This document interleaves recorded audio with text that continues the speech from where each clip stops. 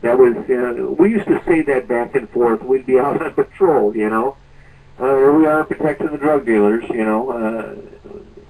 And of course, no, excuse me, nothing's changed. I mean, we're guarding the opium poppy fields in Afghanistan, so nothing's changed. Yeah, that's no longer the halls of the Marines are no longer guarding heaven.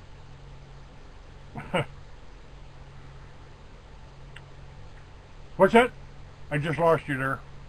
Okay, I'm still here. Okay. Now, are you going to hook the recording up more again here? Yeah, I'll turn the recorder on for a second here. Okay, you said you had more stuff you wanted to do.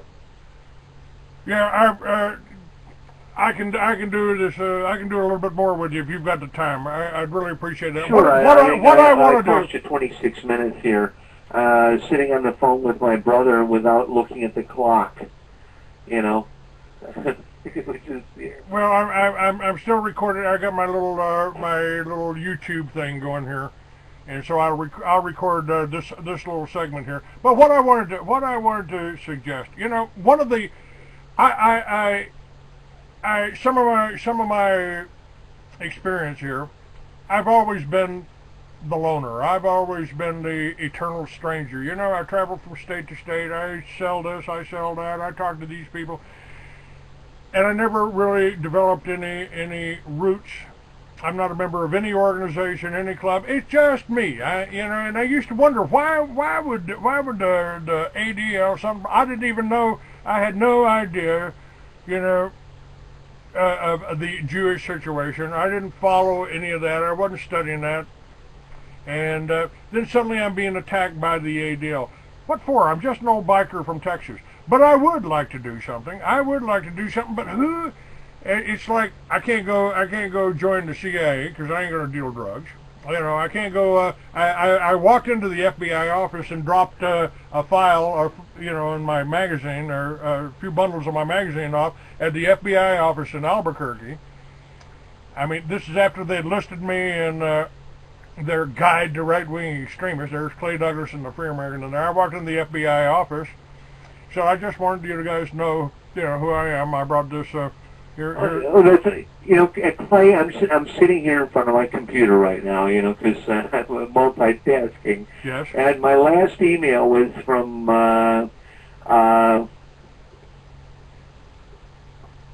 we have retired FBI people who are in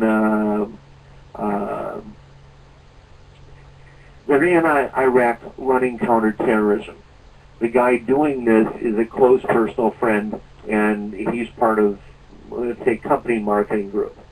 And he's older than I am, and you know, we should all be retired. You know, and he's doing this.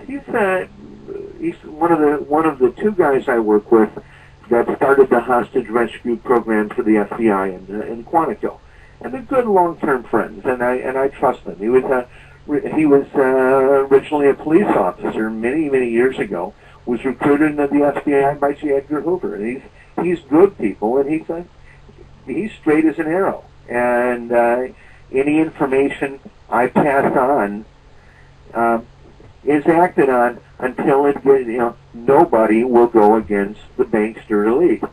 Now, I've had to take Veterans Today midline here. Now, this fighting with the ADL stuff, all I can tell Mr. Abe Foxman or the Southern Poverty Law Center or whatever. Morris the Sleaze D's, yes sir. Morris D. Yeah, just go to Google and type your name in, and then type my name in, okay? And then see who should be afraid of who. And it's not, you know, it's not that I have 1,500 co-workers that are Tier 1 Special Forces, Navy SEALs, Rangers, Marines that I work with because I'm a defense contractor that operates that kind of people who are, you know, these people are not meant to be a threat to the U.S. They're people trying to earn a living, you know, and that's, you know, which is this military contracting thing. You know, I'm very upset because of things some contractors do, but so many of them are our friends. So many of them are the people I work with.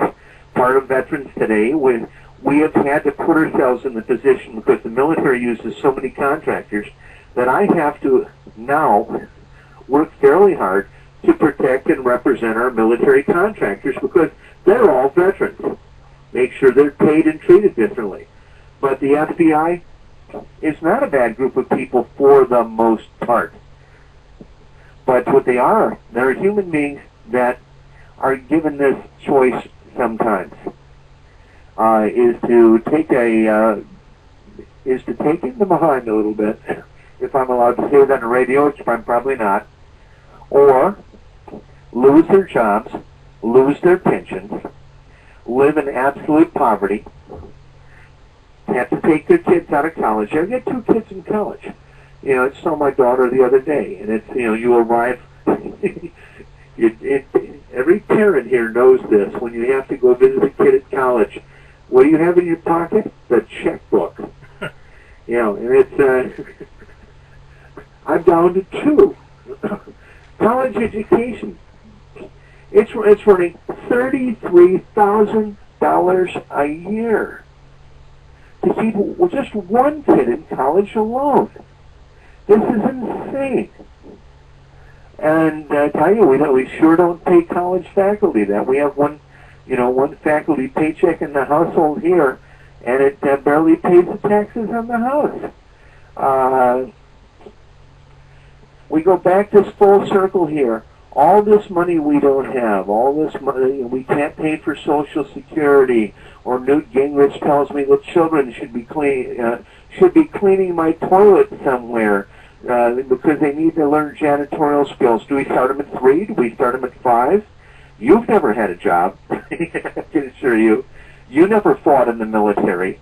You've done nothing but peddle influence, and, of course, work for. And I don't use the term Jew, because we have veterans today is full of Jews. Gilad Atzmon, if you want to find somebody that you can get behind Gilad. Or Yuri Avnery, who was in the Irgun in the 1940s. And I consider Yuri our best writer. I think I'm a good writer. Yuri takes me to task on that. He's a brilliant writer, but he writes the truth. We have, probably about 3 months ago, we had 500,000 Israeli Jews in the street demanding that the Likud thugs that run their country be removed. The problem we have is that so many Israelis are unaware, because they are continually propagandized by the same groups that created the Republican Party, which is the communist organization, and it's a communist organization run out of Tel Aviv and Zurich and Moscow, that includes, the full cooperation of way too many Democrats. But during an election, the best thing we can have to, I don't want to vote for any of these people. I've got a few people I like. Judge Napolitano, I liked him. I liked the old Ron Paul before he tried to sound like a conservative. He's been, we share one common friend for many years. He wanted me to come over to his staff long ago, and if I have to stand with anybody, I'll stand with Paul. But this thing I was mentioning earlier, and I didn't finish on this, General Dempsey is the chairman of our Joint Chiefs of Staff. He went to Israel about 10 days ago and told them, "You're not attacking anybody, thank you very much." He also said it is nice to be in Israel. He'd been in the Army for 28 years, and it was his first visit to Israel. Most Army officers go every few years. If you don't think Israeli intelligence has movies of congressmen and well-known Americans in hotel rooms with teenage girls and little boys and whatever, if you don't think they have volumes of this, if you don't think that certain former prisoners of war during Vietnam, and most suffered horribly, not all, one in our government did not suffer as he says. Oh, you mean Songbird McCain? Yeah, that one. The one who helped the North Vietnamese. Now, remember, his admission, I believe, technically is that he aided the North Vietnamese in training their artillery gunners by giving them the pass the Americans would come down and showing them how to shoot down planes in trade for getting medical care. And that was considered okay. Now, from what I've heard from others, including Ted Guy used to be with our group prior to his death. We've been around for a long time, and Ted was Colonel Ted Guy was McCain's commanding officer as a POW for part of his time. And we're not saying Bud Day, a man who wears a Medal of Honor based entirely on a statement that he made himself with no witnesses, who was John McCain's divorce lawyer. But that's another story. I can go on with these forever. But worrying about McCain now, I can't worry about McCain anymore. I look at I look at the group of people that are running, that the Republicans are running now, like Rick Santorum.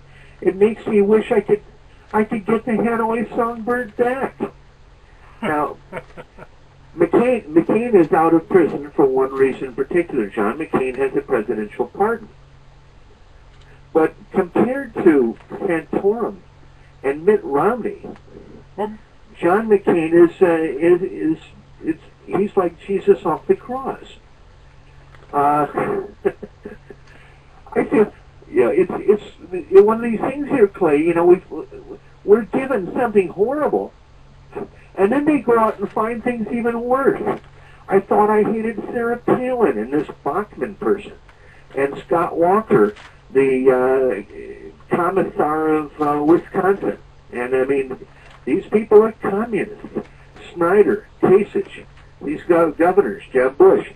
These people, whether you believe this or not, and I expect you to probably believe it. I have that reputation. We've been digging in their backgrounds. These people are actually all communists. All of these would-be neocons. The neocons are nothing but part of a communist plot against the United States to turn this into a police state, run this country broke, deindustrialize it, use our military as mercenaries to run the world as a drug and oil empire, these oligarchs of Russia. And it's a tough thing here because we're a multicultural publication. And not just that I have Jews, we're black, we're white, we're Chinese, we're Pakistani, we're Indian. We come from dozens of countries. I've got Albanians, I've got, in several cases, VP staffers are very likely to be taking over either the presidencies or top offices in the next year. We'll be running into least countries with, maybe 450 million people. VP staffers will be holding key positions as heads of state or top ministers of state of governments with that many people. That's kind of where we come from, and it's the time here. Things have turned a little bit. But they've turned a little bit to this realization. And this is where you started us off. $15 trillion was sent from a bank that didn't have any money illegally to a bank in England who laundered it and sent it to the Bank of Scotland, who gave it to 20 other banks, enough money to totally bail out the United States. Was sent with no authorization whatsoever, money that shouldn't have existed. These invisible bailouts that the Fed has, that have been in newspapers across the U.S., they're in the paper for one day. Somebody digs it up in the stories. Yes, every judge, every prosecutor, every police officer, every FBI agent. When you give $15 trillion to 20 banks and they keep the money off their books and the profit that they make every day is in the billions of dollars. To me, they're terrorists, and they should all be arrested. Let's get the rendition program going. You know, the one that Gaddafi helped us with for all those years while he worked for the Israelis and Bush and Tony Blair. Let's load the planes down back in Tripoli where they normally are on the airport, all the CIA planes that aren't being used for hauling drugs. And let's go through Europe. Let's send a Navy SEAL team through there. And let's just start showing up at 3 o'clock in the morning at the homes of all these European bankers. And let's put bags over their head, hit them in the back of the head or a needle in the neck. And let's load them down. Oh, we've got the room in Guantanamo. Let's take them down there and let's run them through 10 or 12 years of waterboarding. Because if you're stealing billions of dollars and you can't show me it's on the books of your bank, to me, you're funding terrorism. Just out of curiosity, what happened, because this was mentioned about Libya with all the gold in Libya, what happened to Gaddafi's gold? Well, Gaddafi had 1,400 tons of gold, which is a lot, but not that much. You know, it fit in the back of a pickup truck, you know, except the pickup truck could be 5 feet underground from the weight. But where is it now? I can't say. Saif Gaddafi, who is trying to buy his way out of trouble, is controlling about $70 billion worth of borrowed money. The Gaddafi thing is funny because we had a snookering. People looking for the truth is easy. Anybody out there getting information off the internet is going. It's like you've taken the antivirus out of your computer. You're going to be lied to. Gaddafi has worked with Israel for years. He was put in office in 1969 by the CIA. He spent 42 years playing the U.S. and the Russia against each other, pretending to be Israel's friend or really being their friend, knowing that if he really threatened them, of course, you know, Libya is a very small country anyway, but if he had made any serious moves, then he would have been taken out. So all of his lip service there. You know, it's funny, we went after Saddam Hussein. Well, all the weapons of mass destruction that weren't being built by Saddam Hussein were really being built in Libya. When the National Transition Council has found five plants, including the most advanced biological warfare plants in the world, were built only a couple of years ago in Libya. While the U.S., of course, had Libya was a signatory not only to treaties and inspections, but the U.S. had taken over their oil business in 2003. We had the British had started rearming Libya through BAE, a contract that was brought in by Tony Blair. Libya was practically, this is part of what, if Gaddafi felt betrayed, he was betrayed because he thought he was NATO. He continually bragged every day, I'm working with the United States, I'm part of the war on terror. The rendition flights, whenever anybody was kidnapped, especially innocent people, he did it. The CIA plane sat on his airstrips every day. The history of the U.S. and Libya, of who Gaddafi was. Gaddafi, who was he? He was a complex guy. Should he have been killed? I don't think so. I think I would like to hear his story. Yeah, why can't we have some trials for these people? You know, hang Saddam without a hot trial. I mean, come on. Well, you know, if they hung him at all, go ahead. I wonder about this stuff, Clay. You know, if any of these people are ever really killed, or is Saddam living somewhere in in Corfu with the Rothschild estate? You know, I think he's probably sipping a martini over there in Saudi Arabia with Timothy McVeigh? Well, I've got a buddy who is working with one of the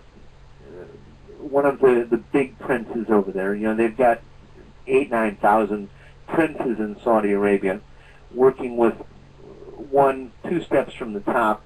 He's out shopping for a lawyer. He's an American, got involved in business with the Saudis, and now he wishes he'd been working for the Israelis because they're a lot more honest.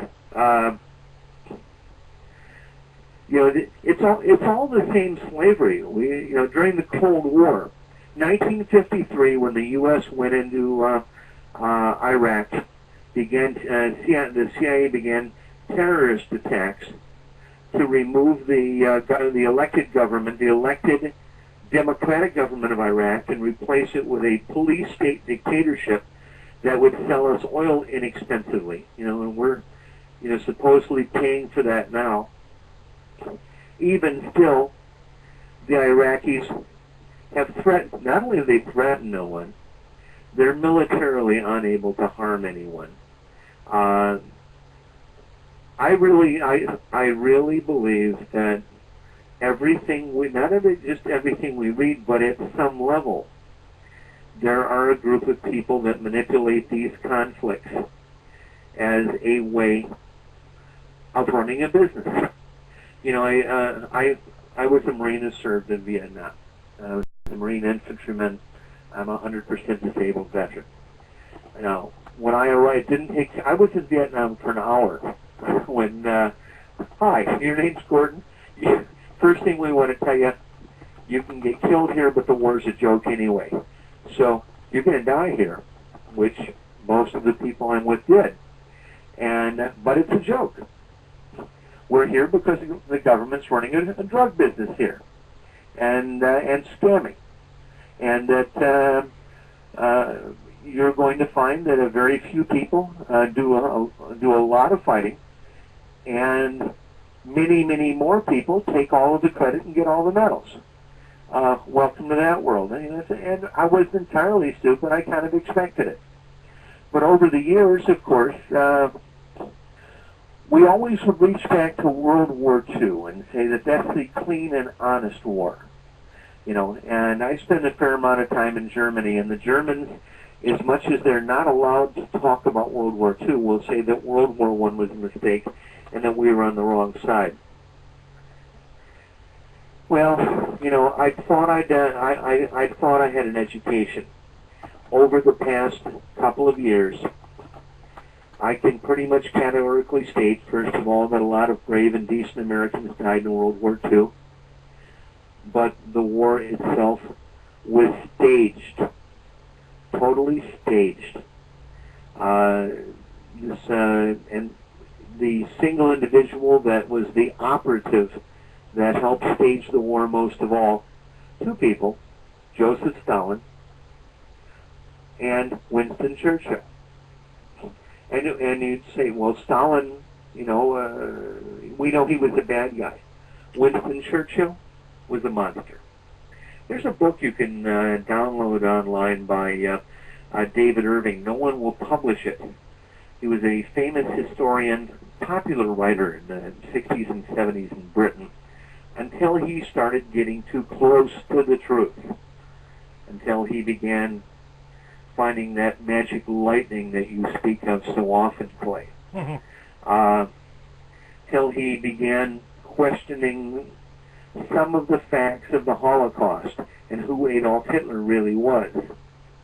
And it's a tough one, because you find, I spend a lot of time in Europe, and I go past sites where, 100 people were executed by the Nazis, and I've been to the concentration camps. Now, they don't make a lot of sense. Like going to Dachau. I took my kids to Dachau. I have, hundreds of photographs. I do nothing but, I'm like a Japanese tourist. I've got 2 Nikons around my neck. My wife's got a bucket of cameras she's got. The kids have cameras. I've got pictures of every inch of every concentration camp. And then I see the photographs online, and some of them are the same things, and some of them are doctored. totally doctored. They don't resemble the photographs that I take with my kids. And you go to a concentration camp, you arrive there, school buses are there, tourists are there, and there's a guy saying this is where this happened and that's where that happened. Well, Dachau wasn't a death camp. I mean, it's pretty clear. And Auschwitz is tiny. And Auschwitz probably wasn't a concentration camp. Birkenau, which is a mile or so away, for anybody that cares to do the drive from Berlin, down to Leipzig and then into, Auschwitz in Poland, and walk every inch of it, which I have, you begin asking questions. You go into Auschwitz and you see a tall smokestack, but it's not hooked to anything. When was it built? 1947. When all of the evidence of the Holocaust was put there by the Russians after the war. Now I've got two sets of relatives in Europe. I've got German relatives that lived in areas that are part of Poland now, and they're all dead. They must have died in the Holocaust somehow. And I have Jewish relatives, and some of them are still alive, and I still talk to them, and they treat me wonderfully, by the way, which I'm thankful for their hospitality. They have a lot of money, which is good. But and they're good people. But one of the things we do know is that yes, a large number of Jews disappeared somehow during World War II. Now the number we're obligated to say is 6 million. Who invented the number? Joseph Stalin.